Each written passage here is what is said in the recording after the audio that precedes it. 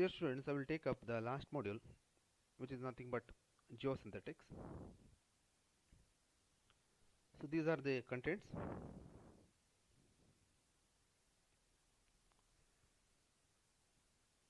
So as an introduction, we must know the literal meaning of geosynthetic, the definition of geosynthetic material, and the application fields where these geosynthetic materials are used, that we should know. So geosynthetic term, it consists of two words, namely geo and synthetics, where geo is nothing but the material which is related to soil or rock, and synthetic means the artificial or man-made. So the definition of geosynthetic is given here. A planar product manufactured from polymeric material used with soil, rock, or other geotechnical engineering related material as an integral part of a man-made project, structure, or system. So this is called as geosynthetic material. So nowadays these geosynthetic materials are widely used in the construction practices, mainly geotechnical, transportation, hydraulics, and private development applications, which are including roads, airfields, embankments, retaining structures, reservoirs, canals, dams, erosion control, sediment control, as a landfill liners, landfill covers, mining, and agriculture, etc. So these are the field of application of geosynthetic materials. Coming to the next one, that is nothing but about geometrical aspects of geosynthetic materials. So geosynthetic materials are made up of yarns. Yarns are nothing but, so these are the long continuous length of interlocked fibers, long continuous length of interlocked fibers, which are used in the production of textiles or geosynthetic materials. This is called as the yarn. So these yarns may be consisting of continuous or discontinuous fibers. Continuous or discontinuous fibers. So continuous fibers in the sense, as you can see here, this figure which resembles the continuous fibers which are uniformly oriented, whereas this fiber which are nothing but the discontinuous fibers which are randomly dispersed. Again, there are two types of yarns, monofilament yarns and multifilament yarns. So monofilament means this yarns consists of single yarn, so then it is called as monofilament yarn. As you can see in this photograph, this is nothing but of that kind, monofilament yarn. Whereas multifilament yarn, in the sense, they are made up of two or more such yarns by twisting. So two or more yarns are taken and they are twisted or combined, and then we used to call it as multifilament yarn. So now the next terminology is nothing but linear density. Linear density is nothing but the weight of a yarn which is expressed in terms of mass per unit length. It is called as its linear density. Linear density. Oftenly this linear density is expressed by the term tex, where one tex is equal to 1 gram per kilometer. So it may be weighing around 1 gram if you take a stretch or length of 1 kilometer. So such R will weigh around 1 grams. So that is denoted by the term 1 tex. Next is nothing but twist. Oftenly these yarns are made up of fibers by the process of twisting. Twist means the helical form of the elements in the yarn. Helical form of the element in the yarn. So this twisting may be, it is nothing but right hand side or left hand side depending upon the process of twisting. So oftenly this twisting is indicated by the alphabet. See, just observe this figure. The first indicates Z, resembles Z shape, and the second one indicates S. So there are two types of twisting. Okay. So depending upon whether the helix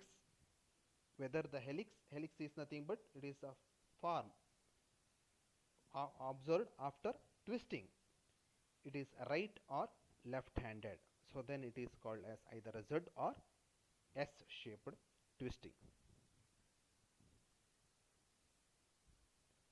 Now the practical significance of the geosynthetic materials. So as I had explained in the previous slide that so they are used in various construction activities in the civil engineering field, particularly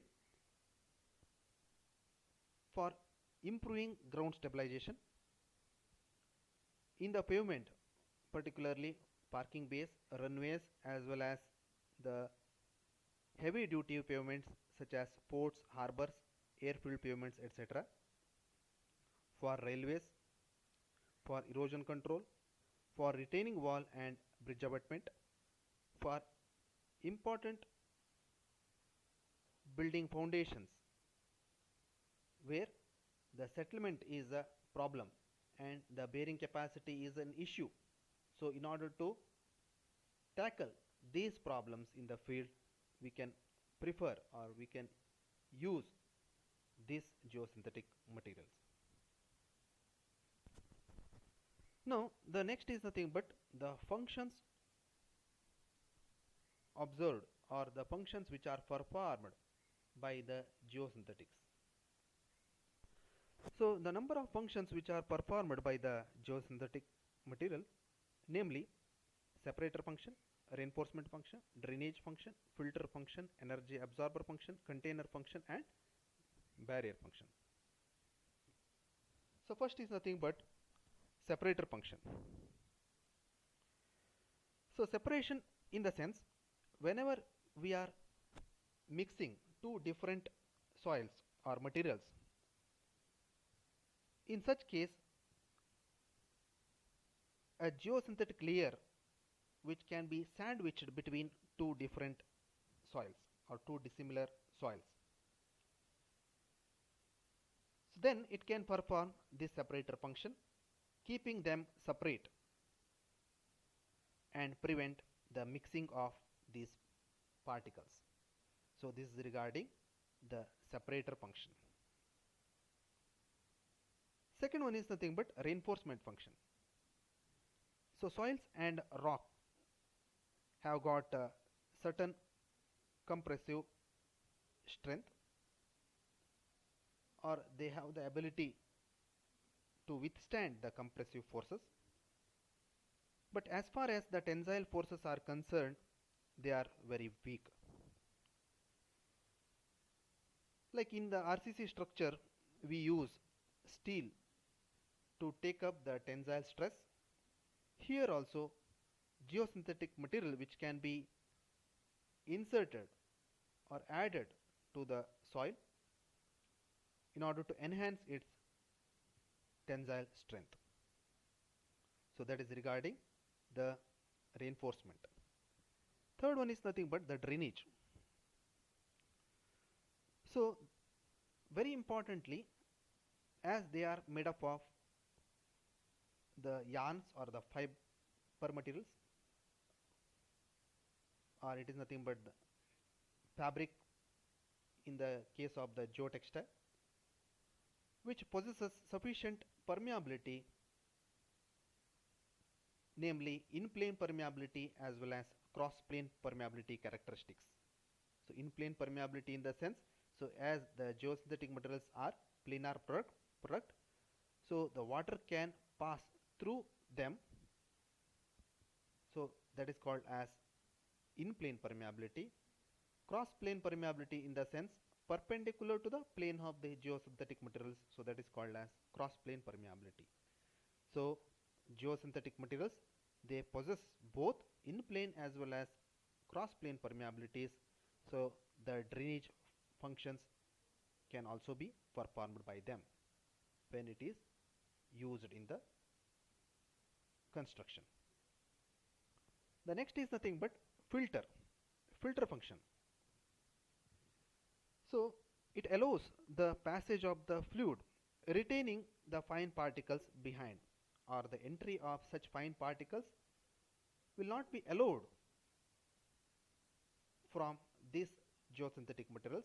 So preventing the movement of such particles, water only can be passed through these geosynthetic materials.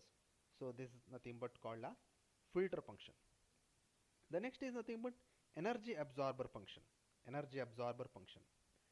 So particularly in the case of the airfield pavement, so during the landing of the aircraft, the impact load or the sudden shock which is more possessed by the wheels over the airfield pavement. So in such cases we can use a suitable geosynthetic material or the layer of geosynthetic material to absorb the suddenly applied load or the impact or the shock by those moving wheels. So that is regarding the energy absorber function. The next is nothing but the container function. So we can restrict the entry of the fluid from this geosynthetic material, so that we can contain or confine such fluid into our geosynthetic system. So this performs or this function is called as container function. Like in the small agricultural pond, so we have to store the water.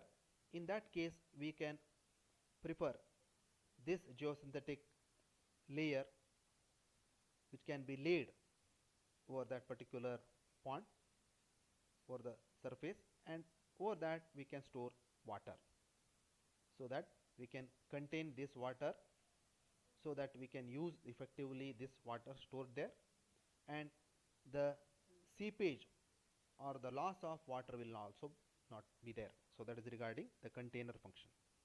Similarly, barrier. So the permeability range possessed by the geosynthetic materials are very much different. So different geosynthetic materials possesses different range of permeabilities. So when you choose the geosynthetic materials depending upon their permeability, so we can get least permeability range by some of the geosynthetic materials. So there, if we are using in the field, we can restrict the entry of the fluid into our soil or the supporting structure or whatever it may be. So that is called as the barrier function. So that is regarding the barrier function, as well as this are to be highlighted under the functions of geosynthesis.